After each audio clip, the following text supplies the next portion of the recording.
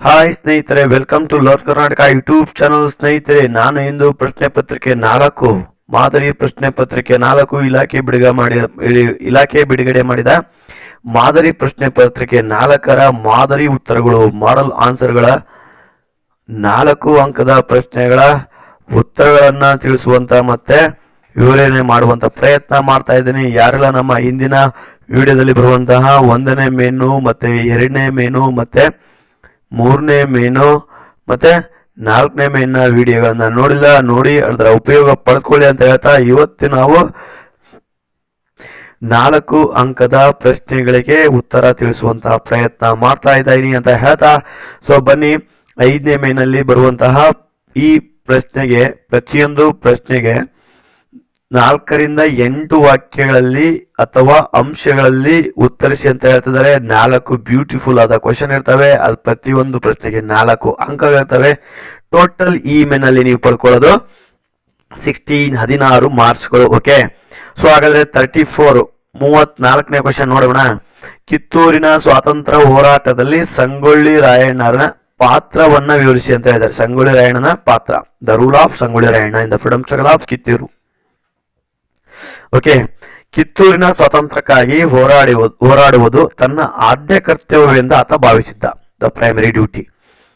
ಚೆನ್ನಮ್ಮನ ಜೊತೆಯಲ್ಲಿ ಬ್ರಿಟಿಷರ ವಿರುದ್ಧ ಹೋರಾಡಿದ್ದನು, ಸೈನಿಕರನ್ನ ಸಂಘಟಿಸಿದ್ದನು, ಗುಪ್ತ ಸಭೆಗಳನ್ನ ನಡೆಸುತ್ತಿದ್ದನು, ತಾಲೂಕು ಕಚೇರಿಗಳು ಮತ್ತು ಖಜಾನೆಗಳನ್ನ ಲೂಟಿ ಮಾಡಿದನು, ನಂದಗಡ, ಖಾನಾಪುರ ಮತ್ತು ಸಂಪಗಾವಿಗಳಲ್ಲಿ ಕಾರ್ಯಾಚರಣೆ ಮಾಡಿದ.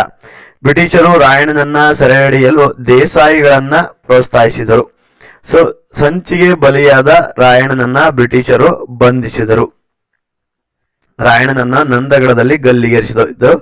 ಭಾರತದ ಸ್ವಾತಂತ್ರ್ಯ ಹೋರಾಟದಲ್ಲಿ ಕಿತ್ತೂರು ಸಂಸ್ಥಾನವನ್ನ ಸ್ವತಂತ್ರ ಮಾಡುವುದರಲ್ಲಿ ಸಂಗೊಳ್ಳಿ ರಾಯಣ್ಣವರ ಪಾತ್ರ ಅಂತ.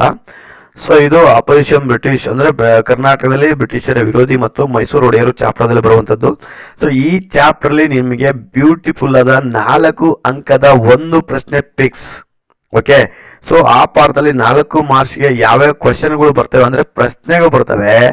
ಆ ಎಲ್ಲಾ ಪ್ರಶ್ನೆಗಳನ್ನ ಓದಿ ಅಭ್ಯಸಿಸಿ ಮತ್ತು ಪ್ರಾಕ್ಟೀಸ್ ಮಾಡಿ ಆ ಒಂದು ಅಂಕಗಳನ್ನ ನೀವು ಪಡ್ಕೊಳ್ಳಿ ಅಂತ ಹೇಳ್ತಾ ಮುಂದಿನ ಪ್ರಶ್ನೆ ಹೋಗೋಣ.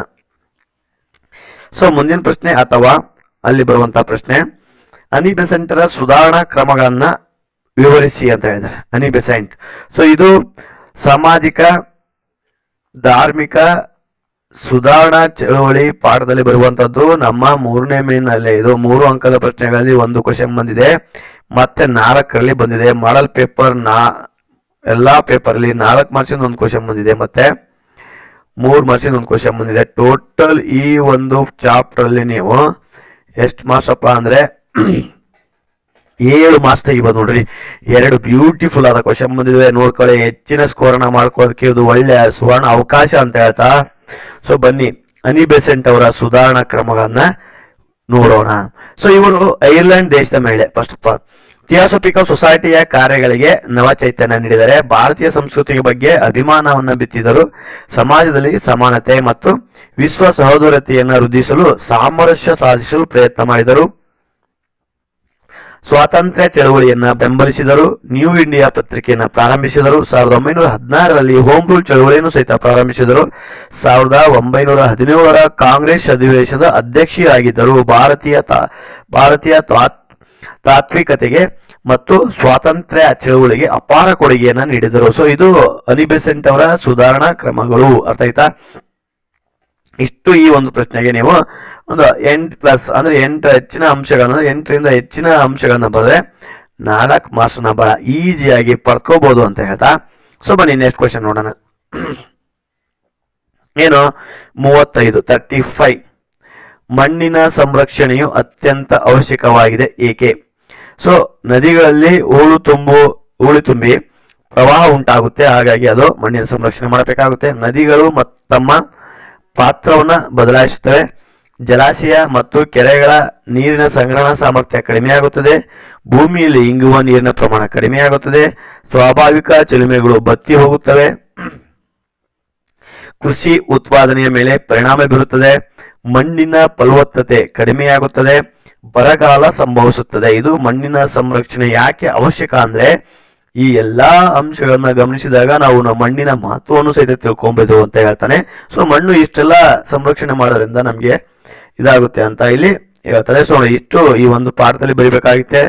ಸಾಯಿಲ್, ಭಾರತದ ಮಣ್ಣು ಪಾಠದಲ್ಲಿ ಬರುವಂತಹ ಪ್ರಶ್ನೆ ಇದು. ಭಾರತದಲ್ಲಿ ಮಣ್ಣು, ಓಕೆ, ಈ ಚಾಪ್ಟರ್ ಅಲ್ಲಿ ಬರುವಂತಹ ಕ್ವಶನ್ 4 ಮಾರ್ಕ್ಸ್ ಬಂದಿದೆ. ತಿಳ್ಕೊಳ್ಳಿ, ಅಭ್ಯಾಸ ಮಾಡಿ ಅಂತ ಹೇಳ್ತಾ ಮುಂದಿನ ಪ್ರಶ್ನೆ ಹೋಗೋಣ. ಅಥವಾ ಅದ್ರ ಪ್ರಶ್ನೆ ಬರುವಂತದ್ದು, ಭಾರತದಲ್ಲಿ ಕೈಗಾರಿಕೆಗಳು ಕೆಲವೇ ಪ್ರದೇಶಗಳಲ್ಲಿ ಸ್ಥಾನೀಕರಣಗೊಂಡಿವೆ ಏಕೆ? ಸೊ ಈ ಒಂದು ಪ್ರಶ್ನೆ ಬಂದದ್ದು ಭಾರತದ ಕೈಗಾರಿಕೆಗಳು ಅನ್ನೋ ಚಾಪ್ಟರ್ ಅಲ್ಲಿ. ಯಾವ್ದಲ್ಲಿ? ಭಾರತದ ಕೈಗಾರಿಕೆಗಳು. ಓಕೆ,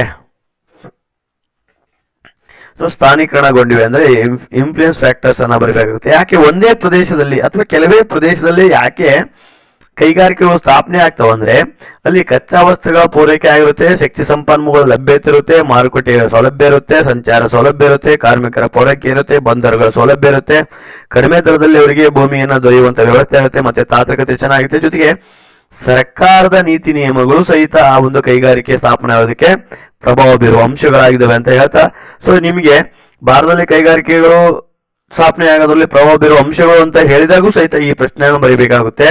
ಜೊತೆಗೆ ಕೆಲವೇ ಪ್ರದೇಶಗಳಲ್ಲಿ ಅಥವಾ ಕೆಲವೇ ಸ್ಥಳಗಳಲ್ಲಿ ಯಾಕೆ ಅವು ಸ್ಥಾಪನೆ ಆಗ್ತವೆ ಅಂತ ಕ್ವಶನ್ ಕೇಳಿದ್ರು ಸಹಿತ ನೀವು ಈ ಒಂದು ಪ್ರಶ್ನೆಗಳಿಗೆ ಅಂಶಗಳನ್ನ ಬರೀಬೇಕಾಗುತ್ತೆ ಅಂತ ಹೇಳ್ತಾ ಕ್ವಶನ್ಗೆ. ಸೊ ನೆಕ್ಸ್ಟ್ 36ನೇ question, last question of the ಈ ಒಂದು ಮೇನ್ ಅಲ್ಲಿ ಬರುವಂತ ಸೆಷನ್ ಅಲ್ಲಿ, ಭಾರತದ ಸ್ವಾತಂತ್ರ್ಯ ಹೋರಾಟದಲ್ಲಿ ತೀವ್ರವಾದಿಗಳ ಪಾತ್ರವನ್ನ ತಿಳಿಸಿ ಅಂತ ಹೇಳ್ತಾನೆ. ಯಾರು? ತೀವ್ರವಾದಿಗಳು. ಈ ಒಂದು ಕ್ವಶನ್ ಬಂದಿದ್ದು ಯಾವ ಚಾಪ್ಟರ್ ಹೇಳ್ರಿ, ಹೇಳ್ತೀರಾ? ಭಾರತದ ಸ್ವಾತಂತ್ರ್ಯ. ಓಕೆ, ಸೊ ಈ ಒಂದು ಪಾಠದಲ್ಲಿ ಬರುವಂತದ್ದು. ಈ ಪಾಠದಲ್ಲಿ 4 ಅಂಕದ ಒಂದು ಕ್ವಶನ್ ಪಿಕ್ಸ್, ಒಂದು ಪ್ರಶ್ನೆ ಪಿಕ್ಸ್. ಸೊ ಹಾಗಾಗಿ ನೀವು ಈ ಪಾಠದಲ್ಲಿ 4 ಅಂಕದ ಪ್ರಶ್ನೆಯನ್ನ ಕಲಿಯಬೇಕಾಗುತ್ತೆ. ಸೊ ಅದರಲ್ಲಿ ಈಗ ತೀವ್ರಗಾಮಿಗಳು ಅಥವಾ ತೀವ್ರವಾದಿಗಳು ಅಂತ ಸಹಿತ ಕರೀತಾರೆ.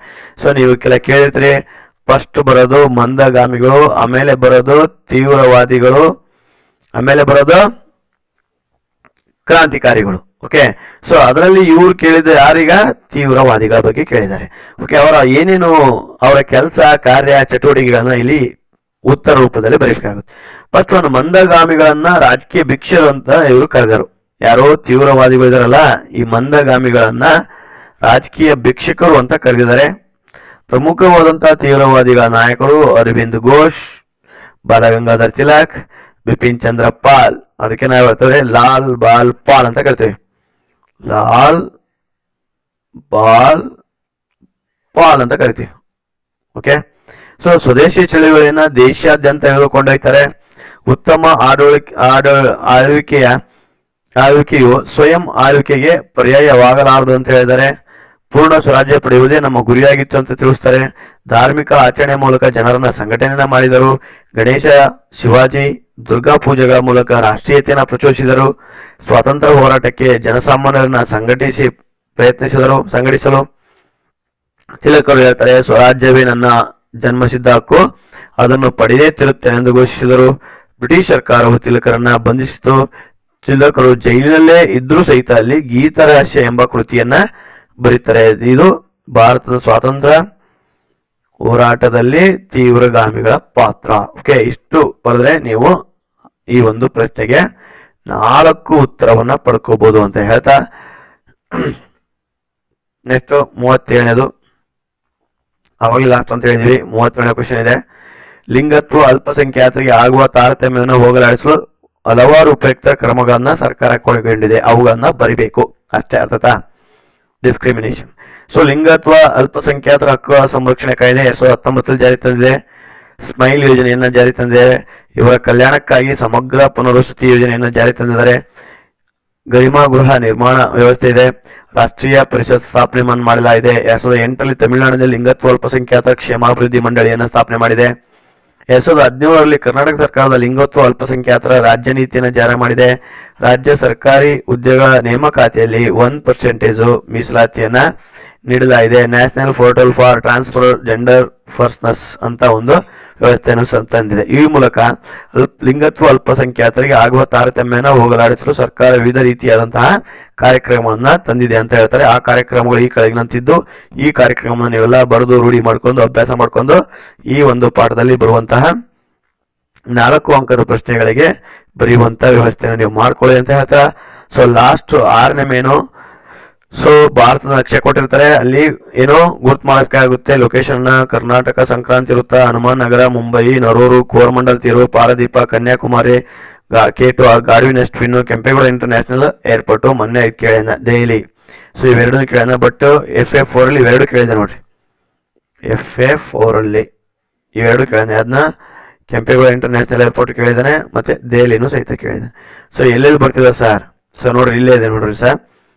20 ಕರ್ನಾಟಕ ಸಂಕ್ರಾಂತಿ ವೃತ್ತ and of Hanuman Nagar. Okay, Mumbai,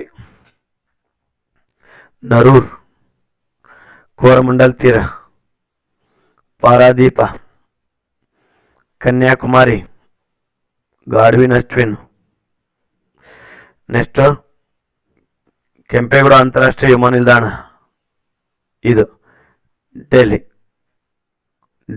ಇದು ಹನುಮಾನ್.